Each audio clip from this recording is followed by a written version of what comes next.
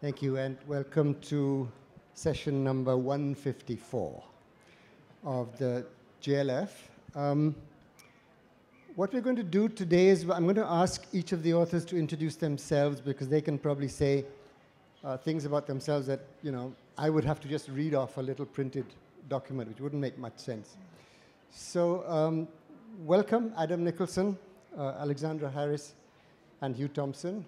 Lovely to have you here. Really looking forward to chatting about what JLF calls nature writing, which some of you I know don't particularly like that label. But would you like, Adam, would you like to kick off by just saying something about the kind of writing that you do? Yes, hello. Lovely to be here. I've had a wonderful few days here. It's a real, I hope you all have too. I've written about lots of different things. I've written history, memoir, books, about poetry, criticism, essays, landscape, and nature. And I think if I have anything really to say about this subject, it is that to isolate nature, to make actually nature a subject for this event this morning, is itself a terrible mistake. That actually the interfusion of culture and nature is where the interest lies. It's about human engagement with the non-human world, and also the other way around, the way in which the human world is itself an aspect of the non-human world. And so that actually it's all in those boundary crossings that richness and revelation emerges. And so it's a dangerous thing, I think, to categorize nature writing in a silo of its own, because it sterilizes it, and it even sentimentalizes it. And there's a great deal of the kind of the sentimentality of violence, in fact, often in nature filmmaking, that there's a sort of neatness to nature as a category. And it all comes down to me to the term the environment. When people talk about the environment as a term, etymologically, the term environment means the thing that surrounds us. Well, what an extraordinarily arrogant thing that is to say, that somehow the world is what surrounds us. It's laughable. And so nature, as a term, is much better than that. Because nature, etymologically, means the thing that is born. The thing that is born, that's a very, very beautiful idea. And the Greek term, I wrote a book about Homer a few years ago, and the Greek term for nature is physis, from which we get physics. And the Greek term, physis, means the thing that grows, whatever grows. And so I think that that is where anyone wanting to write about this part of our lives should think about what is born and what grows in us as much as what grows outside us. And I don't mean that in any kind of transcendental way. There's a great term invented by an American religious philosopher, which is not transcendence, but which it means obviously climbing beyond the world as we know it, but inscendence, climbing into the world as we know it, and really penetrating the realities that are of us and around us and in us. And science is deeply incendent in that way. It's very penetrative. It's not leaving the realities behind. And I think that incendent nature, climbing into the born thing, is what nature writing should be about. Hugh, would you like to tell us a little bit about the kind of writing you do? And yes, well, thank you. And I completely agree with Adam. I don't like the idea of nature writing as something that's completely corralled off from other experience. And indeed, my own writing I'd think of as travel writing with a little bit of nature in the mix. In fact, I got in terrible trouble with the book I'm going to read from in a moment, The Green Road into the Trees, when along the way, having met some twitchers and bird watchers, I described very authoritatively one of the birds they'd been trying to spot, only to be told that it didn't actually exist, and that I'd been going on at some length about a bird that was imaginary. So what bird was it, though, Hugh? What was it? Do you know, I've managed to wipe it from my memory because it doesn't exist, so it's gone. It was very embarrassing. I shouldn't really admit it here. So I'm really a travel writer who, as I say, smuggles in some nature along the way, and I came to it from having written, if you like, rather conventional travel books in the sense they were about foreign and very distant places to me, so particularly in Peru. I took many expeditions looking for Inca ruins in Peru, and that's where I began, really, my writing. And then here in India, a book more recently about Nanda Devi, which is published here this year, and other places like Mexico. So having traveled the world, there comes a point in a travel writer's life when they get lazy and for all sorts of reasons need to come back home to tend home fires or what remain of them, rather like Odysseus. And on my return, found problems which I wanted to write about both in my own life and in the country. So I embarked on this walk across England, 400 miles, from Dorset to Norfolk, a slice of southern England along a very old prehistoric trackway called the Icknield Way. And that was my way in, to a certain extent, to nature and to re-experiencing British nature, but also very largely into a snapshot of how the country is now, and indeed how I was now at a certain age and place, and used it as a journey in a more conventional way. But I, as I said, agree with Adam that I'm very concerned that nature writing has rather been promoted as its own very separate genre from a sort of wider tradition, a more Catholic tradition of travel writing, which is probably the one I would subscribe to more, I think. Alexandra, do you want to tell us about... Well, lo and behold, I'm not really a nature writer either. No nature writers here at all. I come to this as a literary critic, first and foremost, really, and as someone interested in the way we see. So I've been thinking about the way that a cloud or a field might be seen by 10 artists and writers in 10 completely different ways. I wrote a book called Weatherland, which is either a history of British weather or it's a history of British literature told through weather. My idea was that if you sat down Chaucer and Milton and Shakespeare in front of the same cloud, i.e. basically the same British grey day, they would all take completely different things from it. And I realised as I worked on this book that our taste in weather has changed across time, so that with the British story of this is that the Anglo-Saxons in the 9th, 10th, 11th centuries love a really good bit of cold weather for their writing because they can feel heroic in response to it. And they have an extraordinary language for writing about the beauty of cold. But the Victorians would prefer a rainy day and have a whole language for writing about drizzle and fog and murk. So I was just say about kind of astonished. In Orlando, which we were talking about yesterday, what she says happens on the first day of the 19th century. Do you remember? Well, Orlando has been living in the 18th century. This is the heroine of Virginia Woolf's novel, who's lived for 350 years. And she's been having a nice time in the 18th century, which is cool and bright and full of symmetries. And she's looking out over a perfectly symmetrical and rationalized 18th century London. And she sits there on a cool, frosty night, and a cloud gathers behind the dome of St. Paul's. And as the clock begins to strike midnight, the cloud grows. On the bong of midnight, all is chaos, all is doubt, all is confusion. The 18th century is over. The 19th century has begun. that, Adam.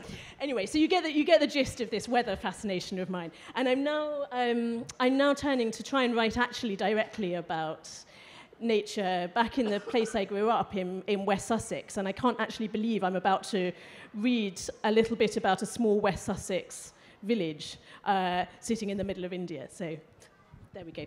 Now, I'm going to ask all of our authors to read about 3 minutes from their work. So you get a flavor, you get a sense of the kind of writing they do. But I just want to mention, in counterpoint to what you've been saying, that we don't actually have a lot of quote-unquote nature writing in India today. We have a long and ancient tradition of poetry and music that celebrates, flowers and gardens and nature and the clouds and all of that.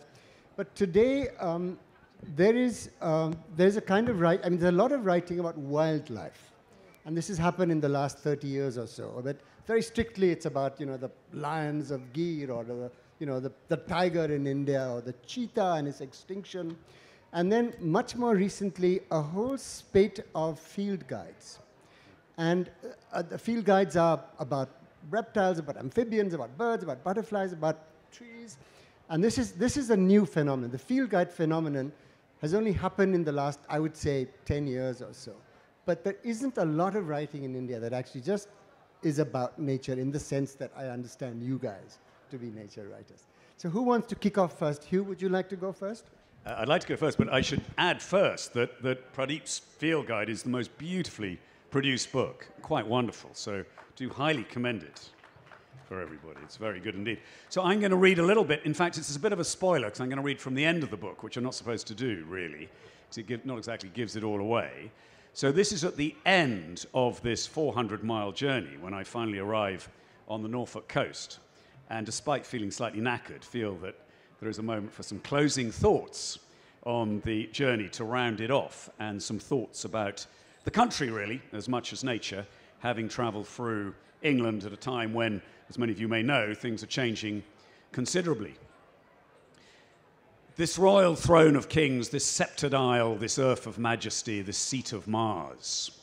John of Gaunt's speech in Shakespeare's Richard II is a familiar way of framing our island's story, a Churchillian way. The sea as our defence, our moat that protects us from invaders and gives us our strength. But there is a different way of looking at it. The sea makes us open to other influences. As a nation, we are one gigantic port, absorbing the language, cultures, and rhythms of the world. We have always done so from the earliest of prehistoric times. That is our strength. We are not landlocked, immobile. Empire didn't suit us. It brought out the bossy, inflexible, hierarchical side of our national character.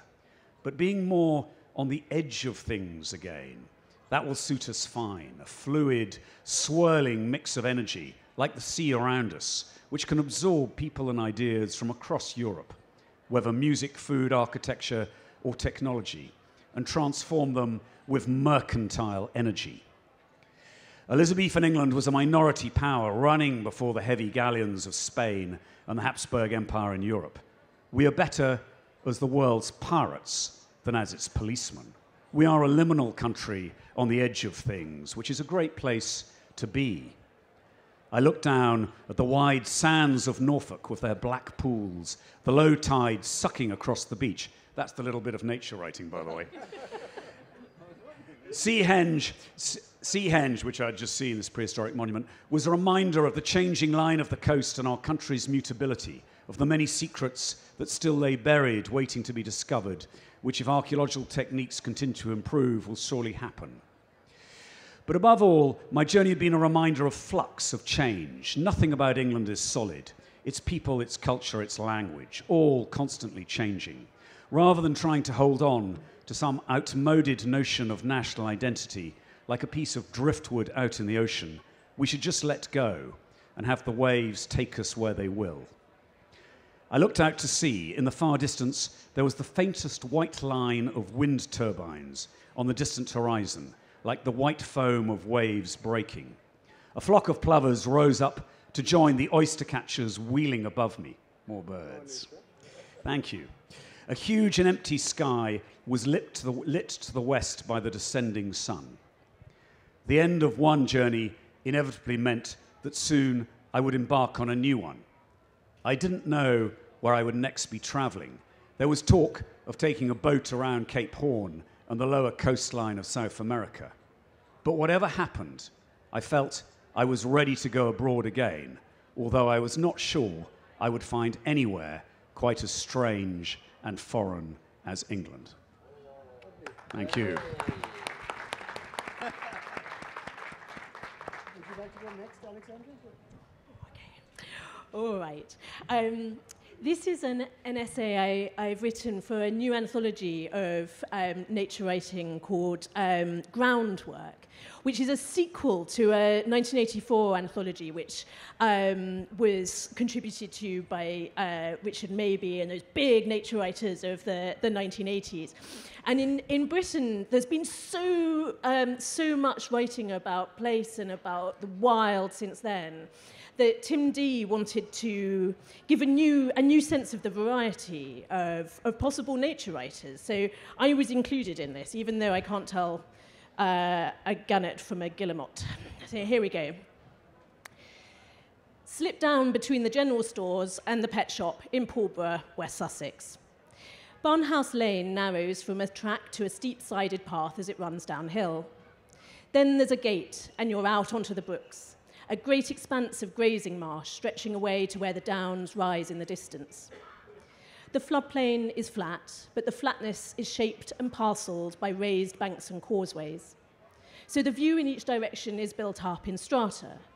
In summer, there's the glint of water deep in a rush-lined ditch, reeds above it, the still, rough turf of a bank where a few clumps of ragwort stick up like bunches of shabby chrysanthemums, and meadow grass blowing in clouds beyond. A dark line of trees marks the point where the land turns from low clay to higher sandy heath. And then, always, smooth and spacious, steady parent of the land beyond, there's the grand slope of the downs. That was the landscape I loved when I was growing up, and it's still my secret standard for understanding other places. But trying to describe it, I feel a strain. I don't know the names of the sedges I thought I liked so much. And why had I never looked them up? To describe a place, you're meant to know it intimately, to have lived with it, to have kept vigil through the seasons and through years, better to have been its active cultivator and guardian. The tradition of English place writing, which flourished in the 18th century and which has today expanded beyond all bounds, espouses slow, patient looking. It projects an ideal, that the writer of a scene will be as familiar with it as Gilbert White was familiar with the hangar at Selborne, and that he or she will have an expert understanding of the ecology. It has little truck with the holder of a return ticket via London. The nature writer does not go out with the Dorling Kindersley Book of Wildflowers in order to check that those big plants by the river are Himalayan balsam, invasive, disapproved of, and not, as I thought, some perhaps rare Sussex orchid. Quite right, too, in many respects, but not perhaps in all. It's a common thing to be a visitor in one's most loved places, and to learn about them has its own kind of value. My way of looking has an urgency about it. I must stow away all I can in the short time before leaving. I grew up near Pulborough without knowing much about it at all in the naturalist sense.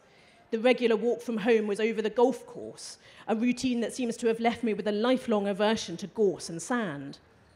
But going into the village was a pleasure. We parked in the village car park, and we went over the road for a prescription or into the solicitor's to drop off an envelope at the polished front door next to an equally shiny magnolia. I knew every shop along Lower Street and the times of the trains that would take me to the shopping mall in Horsham. And these things were inseparable from the view of the Downs. The council tip came to the car park 1 week in 4. And that omni-guzzling machine alarmed me.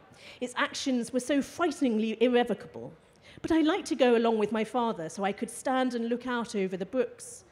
Behind me, the lorry ate another box of defunct cassette tapes. And before me lay what seemed the very contours of peace. I wasn't conscious of being in the country at all until I came back to it in university vacations. I found a leaflet in Tesco's advertising the South Downs National Park, and I was astonished. There was a map showing all my familiar places marked as visitor attractions. Visitors? Never had it struck me that one might travel to the Arun Valley in order to look at it. I'd been for years a dedicated visitor to other places. My shelves were piled deep with saved-up leaflets from rural churches and guidebooks from 100 country houses, mostly in the West Country, which, as I knew from my family and from Daphne du Maurier novels, was an area worth visiting. Sussex was just the ordinary home left behind on annual trips to proper country, where there were red cliffs and moors. Now, suddenly, I wanted to look at the place from which I started. Very good.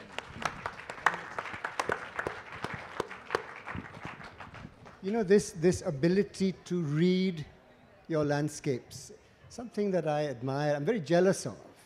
The other day, about 2 weeks ago, I was traveling from a place called Panna on the eastern part of Madhya Pradesh to Kanha National Park, which is also in the east, sort of heading south. I had two young English boys in the car with me. And within 5 minutes of starting this journey through some of the most beautiful rural countryside with wild spots on all sides, these two boys switched on a movie. And I was actually offended by it. And I thought, my God, I wouldn't be caught dead watching a movie if I was traveling in the countryside of anywhere in the world, whether it was Germany or Brazil or China. What is it that makes two young boys who've never seen this countryside before just go completely blind and want to shut it off? But I don't know, they were English, but, with Indian people, we haven't, we're just at that stage, I think, where we're beginning to learn. And I'm talking about urban Indians, really, not about rural Indians, but beginning to learn about our trees and our butterflies and our birds. So it's just really at the start of it. When I hear you reading, I'm just conscious that, you're so much more evolved in the sense that you have such a long tradition of knowing your countryside and enjoying your birds and your soils and your rock types. And, it's wonderful. I'm very, very envious. Adam, would you like to read your piece? Yes, now I've got mine on my phone, which is a bit eccentric, but so forgive me. This is about a bird, a seabird. I remember as a boy lying down... Oh, now the phone's gone blank. Sorry.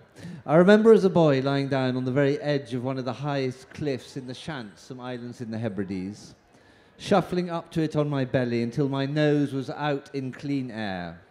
The grey cliff, fuzzy with lichen, dropping straight to the surf below me, but my feet still well back on the grass. There I could watch the fulmars. Watch the fulmars on their own terms, with nothing between me and them but the air on which they lived. I followed them for hours with the binoculars as they played in loop after loop in the billowing gusts around us. This was wind dancing, untroubled and seamless. They slipped in and out of the sunlight, sometimes lit against the dark, then into shadow, a stroboscope of life on the wing. They would come past at head height a few feet away, the dark, observant eye buried in the white of head and neck, a straight and vertiginous look into the consciousness of another animal.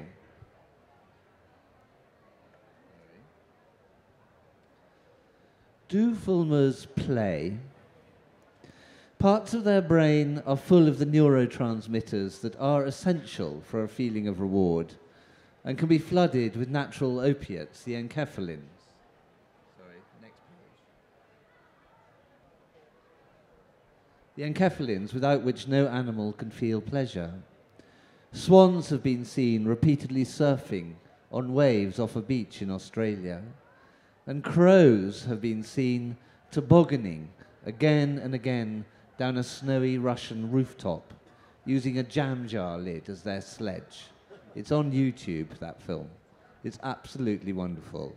They slide down, pick it up, back to the top of the roof and down again, over and over again. It's completely life-transforming, I think, that film. Anyway, it's not stupid to think that birds might play. And here from the cliff top, it's always looked as if that is what the Fulmers were doing. The endless repeated turns, first on one great circle and then another. Skaters outlining discs on the ice, stiff-winged, patient, waiting for the long rotation to take its form. A series of geometries, as if the birds were cutting shapes through the paper of the air. It's exactly what you say we shouldn't do. Well, what you said was that it's in some way interferes with the understanding of a landscape, to know it too well, or to know its ingredients too well. And that in fact, if you don't have a kind of scientific penetration, as I understand it, then there is a kind of almost a richer engagement with it than if you are too analytical about it.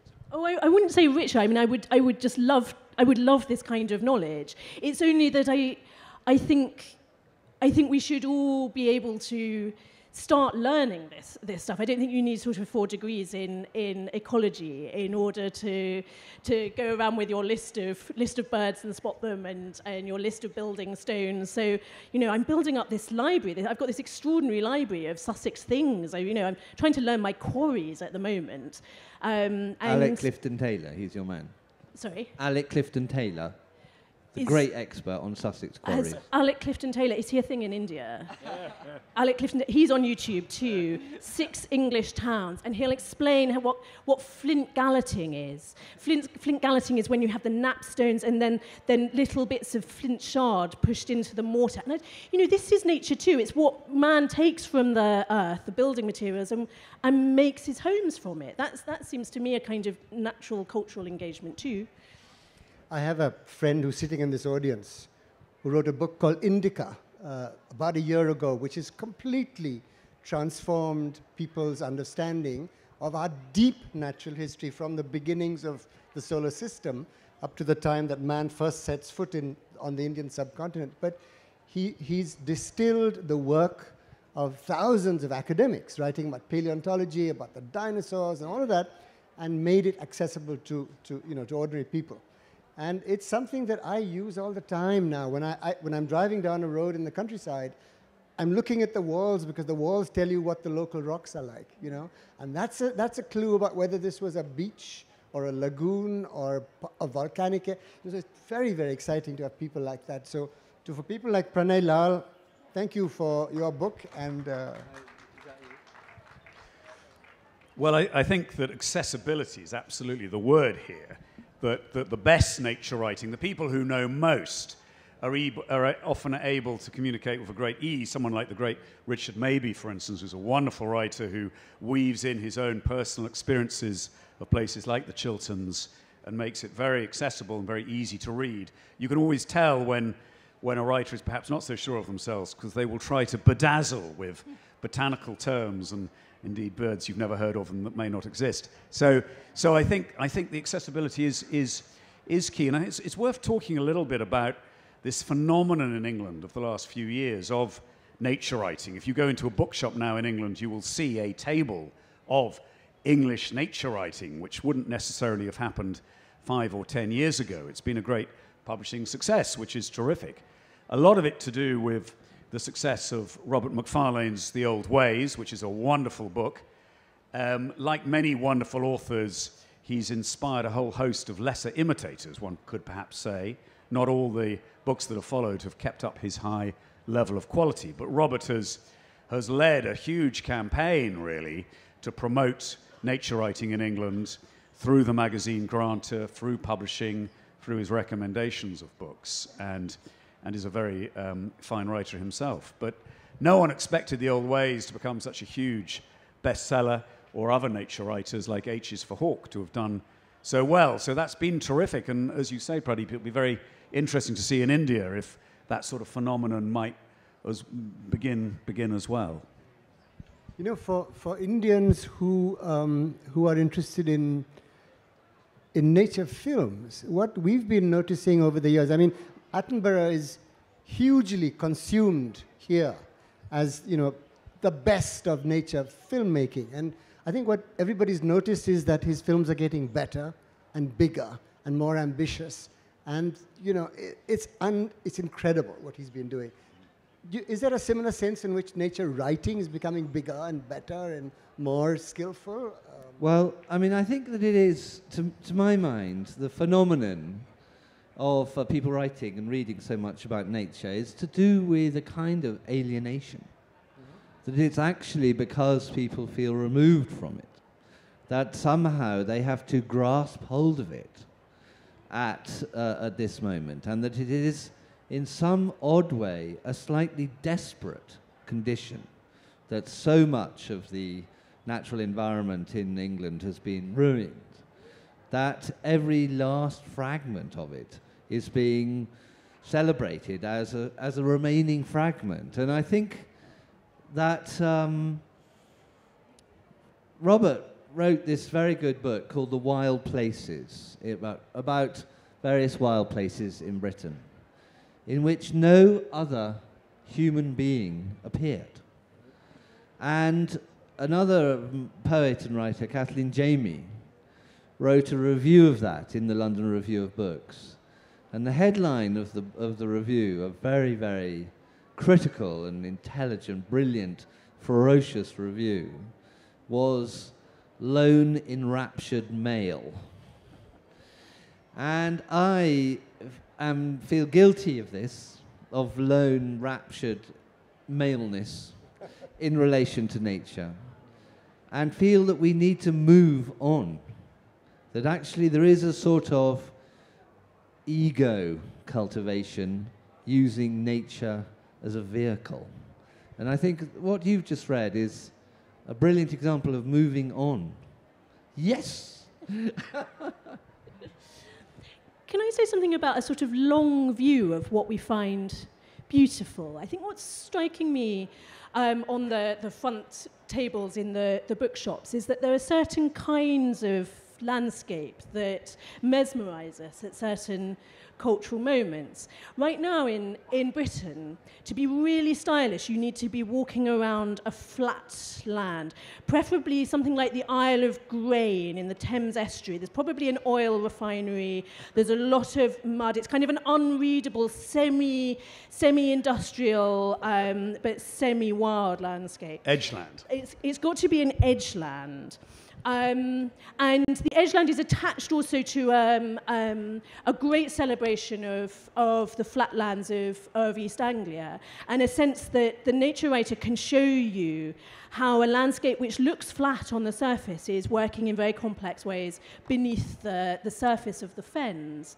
But this has not always been the case, and by looking back through the centuries of perception of place, I think one becomes more sharply aware of our own current preoccupations, in that in the 1780s, for example, if you were going to go and look at landscape, you would order up a boat down the Wye, you would look at the mountains of Herefordshire.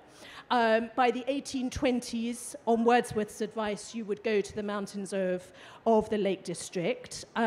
You would be conjuring with those terms, the sublime and the beautiful, still, I think, useful in discriminating between our taste for the ordered beauty and rough sublimity. Those things are still influential, but we're shifting the places in which we find them, so that we're now finding sublimity in places where Edmund Burke would never have found it. Yes, I think there's a danger as well, I was sort of picking up on Adam's point, a danger as well with nature writing, that they're books like certain sort of cookery books that people buy. They're never going to cook the dishes, but they feel good about having that cookery book in the kitchen. Same with some nature books. People feel good about themselves for buying a nature book, for having it prominently on the oak dresser, preferably with the Sarah Raven assembly of cut flowers beside it. That there's a sort of sense of, oh, we feel we're somehow engaging with nature by buying the book, which is rapidly disappearing around us. So I think that's a danger. And of course, there's some very fine writing that is still coming out, some wonderful writing.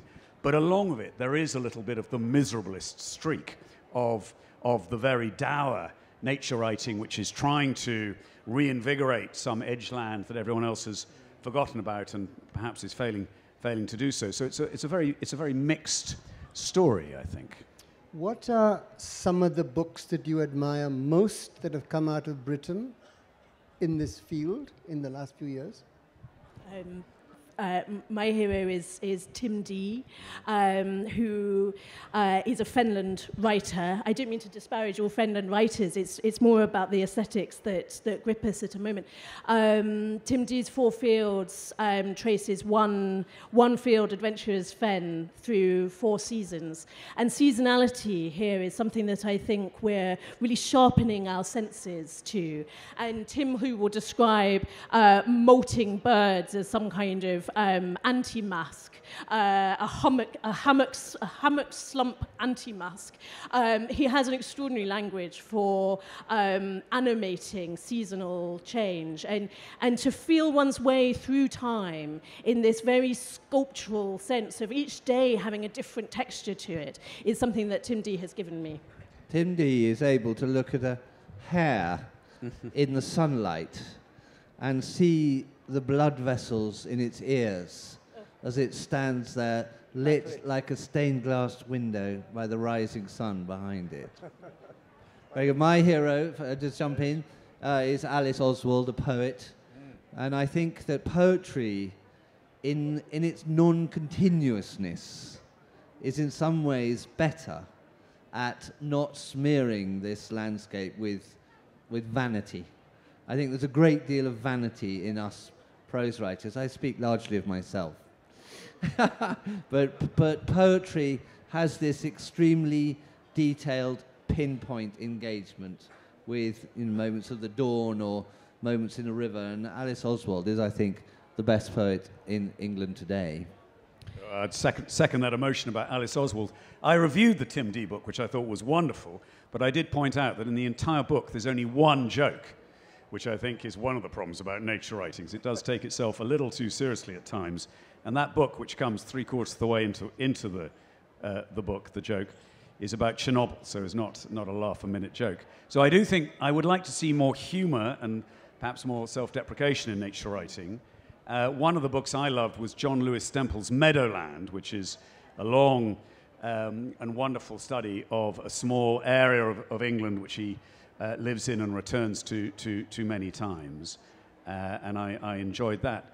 I think there's an interesting thing with Alice Oswald and the writing of landscape and the writing of landscape in prose. I mean, I think a lot of travel and nature writers would admit that writing landscape is the most difficult bit of the job. You know, as a travel writer, you can describe people you meet, you can describe history with relative ease, but trying to sit down and actually describe the landscape you are looking at in words is terribly tough. I mean, I don't know about you, Adam, I really have to sort of force myself to do that bit. It's the bit that's hardest to achieve. There's a sense in which writing a landscape can bring together so many kinds of knowledge. I mean, 150 years ago, it would have seemed extraordinary that we hadn't mentioned God yet. And all weather, all landscape was, for most of our living human history, to be read as providential sign. It's a language. It's a biblical language in a Christian faith.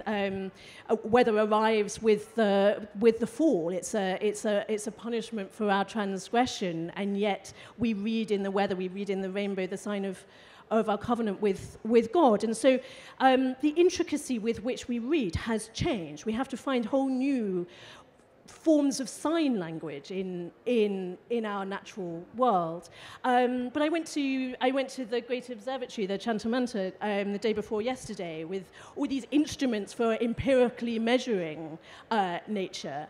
And I thought about those ways in which we bring together all our belief about faith, about how we measure, about the scales on which we live. And all of that comes into the kind of literacy we need just to look at a tree. I'm writing a book at the moment about the year that Wordsworth and Coleridge spent together in the west of England in 1797. And Coleridge's great metaphor and model for how to be in the world is an instrument called the Eolian Harp. I don't know if that is something that exists here in India, but it's a 10-stringed box which you put in a window and close the window around it, and as the breeze blows across it, these strange, witchery, ethereal sounds come floating out of this harp, as if the world itself was singing, as Coleridge says. These are the kind of undertones of whatever reality there is, and I think that this is actually a great model for how to write landscape. Lie down in it. Just lie down and let the winds blow across you. And oddly enough, the music comes. You know, I haven't written about landscape really, but I did a journey last week from Jaipur to Nagaur and back, which is distance of about 220 kilometers in a desert, semi-desert landscape. And I was traveling with two friends who I work with, and we're working on something in Jaipur, which is the restoration of a sand dune landscape. So all of us are into plants, and as an extension of that, into soils and into birds and into lizards and into snakes. And we were just having so much fun reading our landscape, you know. And if a mongoose crossed the path in front of the car, we were all remarking about it. If we saw some rocks in a wall, we wanted to stop and take out a rock and see what kind of rock it was. If there was a hill, we were curious to know whether it was quartzite or whether it was granite and what it was doing there. But there was every element of what we saw. And I would love to share this because I'm so aware that in this country, there are so few people who can take that kind of pleasure with all your senses quivering, all your senses alert, doing an ordinary, you know, what is otherwise just an ordinary little journey in a dry landscape. Coleridge is brilliant about this too, that he says the job of the writer or the poet is, of course, as everyone uses this word very casually, is to use their imagination. But what he means by the imagination is not dreaming up interesting fantasies. He calls the imagination the great reconciling and mediatory power between the work of the mind and the senses. And I think this is exactly what our task is, to allow all those senses to inform you, to allow all the kind of rational, researching, historical, you know, scientific understanding, and to fuse them into an imaginative whole, which then readers feel. And it's about, you have to feel to understand. And I think that as I see it, that is the task of nature writing. You have to feel to understand.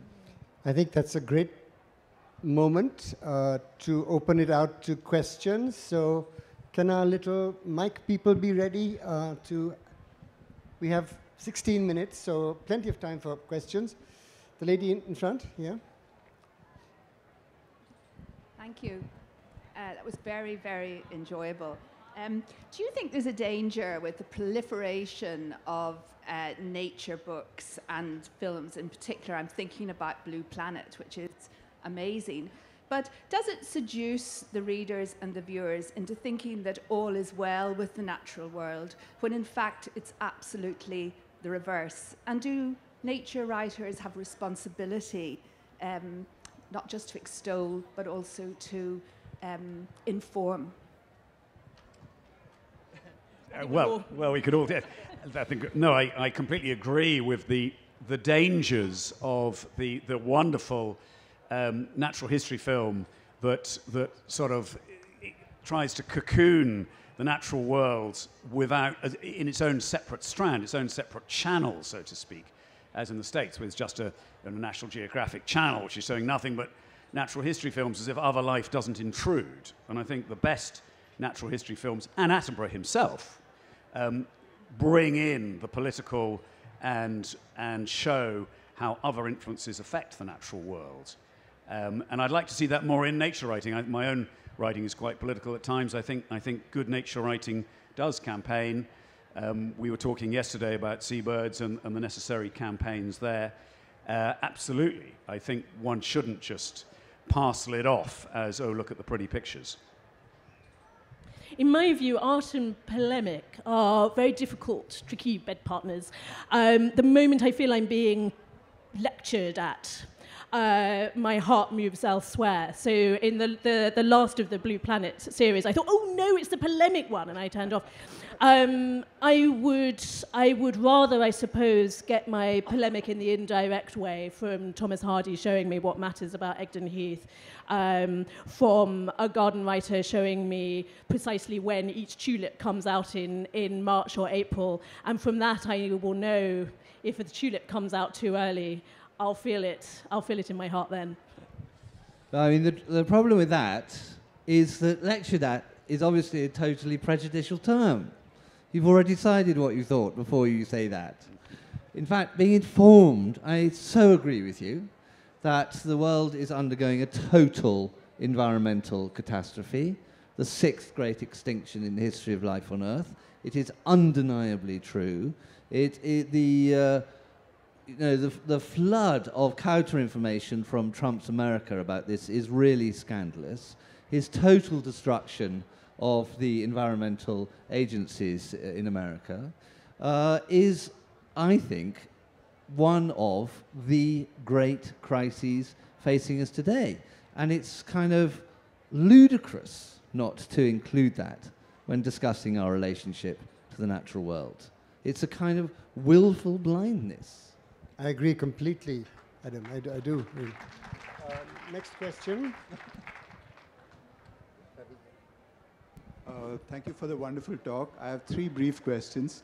Well, one is, there was a mention of a book about walking to Nanda Devi. Could I have the title of that and where I could get that book? The second is to Pradip Krishen, author of books that many have described as the finest book of trees in the world. You had mentioned Pranay Lal's book, and I'm in the middle of reading it, and you said he's in the audience, and I'd like to do my fan number. So could you point him out or ask him to stand up? So. Stand up, Pranay Lal, wherever you are. I don't see him then. Oh, there he is. Oh, he's standing at the back. Where? Oh, there he is. Fantastic book. In fact, it answered that question about why in India we haven't been able to travel with knowledgeable stories about the landscape around us. And I believe it's because there haven't been good quality writings about it. And this fills that very big and substantial gap. Thank you. Well, just to quickly answer the question about what the book about the walk to Nanda Devi is called, it's called Nanda Devi. So that's straightforward. So, but thank you for mentioning it. Is it available here in the And yes, they're all being lobbed up to me. Yes, it is available here in the bookshop. And we'll be signing after the. And we'll be signing books after this, so the book should be available there. There's going to be some book signing after this talk, around the corner somewhere, so you can buy your book there. Next question. Growing up, I was a big fan of James Herriot, and I went walking in the Yorkshire Dales as soon as I finished university and went to meet James Herriot. And that was the most beautiful part of England I saw. Is it still as beautiful as it was? Well, I've just done a walk through that part of because my last book was in a rather foolhardy way, trying to take a mule from one side of England to the other through Yorkshire. So I walked through Herriot country. And I couldn't agree with you more about him as a writer. I think almost the commercial success of the wonderful vet books has meant that people overlook sometimes his great skill as a prose stylist, and indeed his book on Yorkshire, which is a wonderful book as well. So absolutely, Herriot Landscape. Can I make a general point? It interests me that we can have something called Herriot country, and I think I'm fascinated by the delineation of particular areas. Do we work by parish? Do we work by range of hills? Or by county? In the 17th century, all of England was written about in terms of counties. Choreographies were all written as if each county was somehow a coherent natural unit, and of course they're just bureaucratic boundaries. So this idea that a writer actually, in some kind of quite organic way, which is about imagination and sensibility, might define the shape of a territory is very peculiar and mesmerizing. Yeah, I couldn't agree. I mean, I think we all write by consciousness, really. We don't attend to municipal definitions now. It's, you know, the book I'm writing about Wordsworth and Coleridge, it's really about how that bit of the world is shaped by their understanding of it. There's a great story about Hugh Brogan, the anthropological filmmaker. He was making a film about Greenland, and he brought an Inuit man back to London to do the voiceover for his film. And after a week or two felt sorry for this poor man stuck in the West End of London and decided to take him out to the country to give him a break.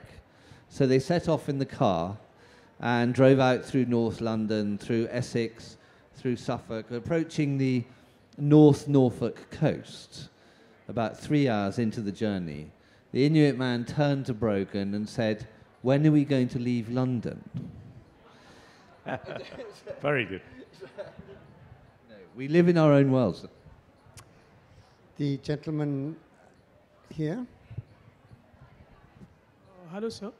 My question is regarding eco-criticism that we see right now.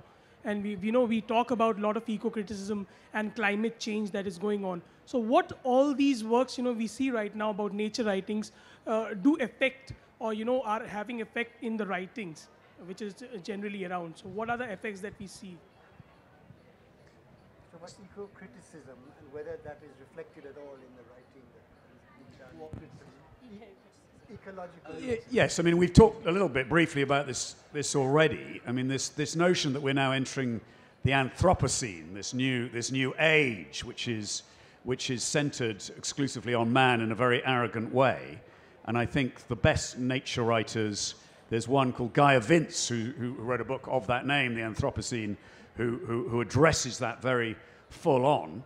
And I think that is being tackled. I mean, I think it'd be impossible to be a nature writer and pretend that we're living in a green and verdant Eden where nothing is wrong. You just couldn't do that. And the emphasis in the study of literature, I think the consumption of historical literature has really shifted towards writers like John Clare, Stephen Darke, who really know their natural world. And there are so many university literature courses now on ecological writing and connecting today's writers with Shakespeare as someone who thinks about the mental world of nature, the forest of Eden. Shakespeare too can be a green writer. So there's this kind of gradual greening of all literary history in ways that hasn't been done before. Even I mean, when I was writing this book about central Indian trees, I was very conscious that I'm dealing with a disappearing landscape and a disappearing flora, Just to give you one little example, I wanted to find a babool, an acacia, a particular kind of acacia that's very common in fields. I wanted to find one in a jungle in order to shoot it. And I kept looking for a good example of a babool tree growing in a jungly landscape, and I didn't find one. And then I began to doubt whether babool was actually a wild tree, but everything I read confirmed that it is wild. And I began to talk to foresters, and they all confirmed that it is a wild tree. But then why was I not seeing a babool in the jungle? And then it suddenly hit me a year after I'd started wondering about this, that here was a tree that had actually lost its ecology, its natural ecology. It grows in good loamy soil with water close to the surface, and all of that land had actually already been taken over by farming. So babool trees don't any longer in central India have the kind of soil to grow in that is wild. It's all been, where that kind of soil, where babool trees grow naturally, it's like a flag that says, come and cultivate here because this is good soil with water close to the surface. So you're talking about trees that are actually disappearing before our eyes. Another question from the audience, please, if anybody has one. If nobody has a question, well, there's a question here. Not really a question, more of a brief observation. As someone who's been a travel writer and has experienced travel writing enter a kind of crisis phase, what is travel writing? But having also seen travel writing when it was extremely popular, it seemed to me that the golden age of travel writing was about discovering that which was about to disappear and recording it and capturing it. And I wonder if you could say, not for everyone, but for a lot of nature writing, this is what is happening. Well, I mean, I think I differ from the others here, that I feel that the task of nature writing is really to be a call to arms, to say, look, do you not realize that this is how things are? And there may be a kind of aesthetic loss in that, as Alex says, you know, that polemic and art are uneasy bedfellows. But I mean, there are things to say about that too, that a lot of art does live in the shadows. It does live in the dusk of things. It does deal with endings. You know, famously, Virgil invented the beauty of evening, you know, and this, in many ways, is the evening of much of the natural world. And all of us, me included, live as if that is not true. And so I feel a bit fiercer than this, that not just to, you know, record something elegantly elegiac, but to say, get off your bums.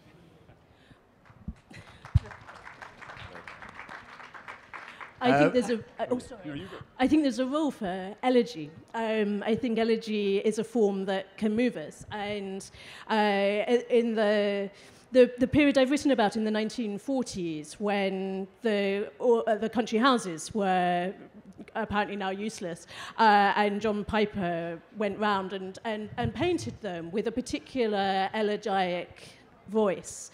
And the population suddenly fell in love with British heritage, with an idea of heritage, and was able to transform those houses, to save them, to make them a communal property.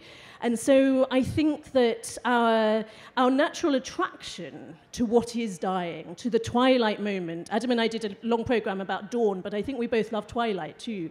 Twilight has its own magic. We realize things in the twilight. We see things in the dusk that we don't otherwise see. And so I think we should use that sense of an ending to move us. And we can call it crepuscular, that lovely word. Crepuscular, lovely word. The gloaming. I've won you over, haven't I? It's not polemic, it's elegy. Yeah, I'd actually just like to pick up one of the points you made there about travel writing as opposed to nature writing. I'm always rather suspicious of golden ages, or at least past golden ages, and I think I'd probably question the notion that travel writing had a past golden age and is now in total decline. I think there's still a great deal of very good and interesting contemporary travel writing. The world has not been as explored and discovered as we like to suppose. We have an arrogance about that we think we know it all now and there's nowhere left to travel to. But there are a great many places we can still travel to, maybe revisit with new questions. And I think a lot of good writers are still doing that. So I hope people will look back at now as a golden age in a few years to come. I think we have time for one last question at the back there.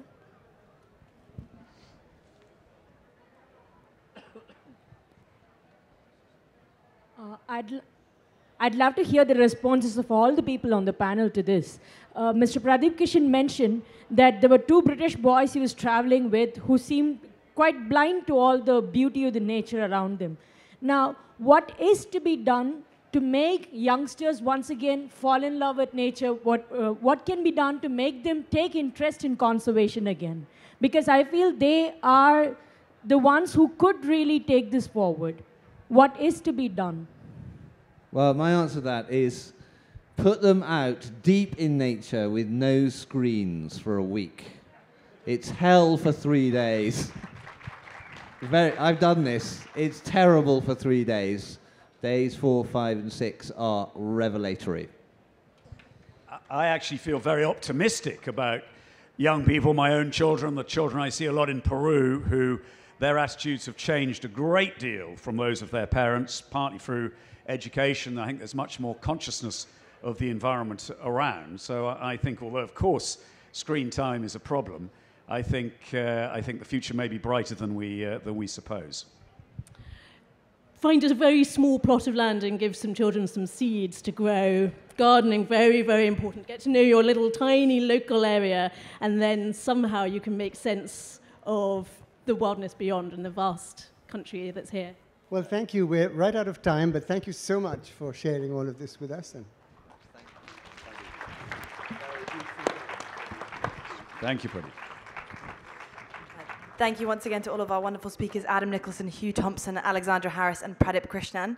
As they said, they'll be happy to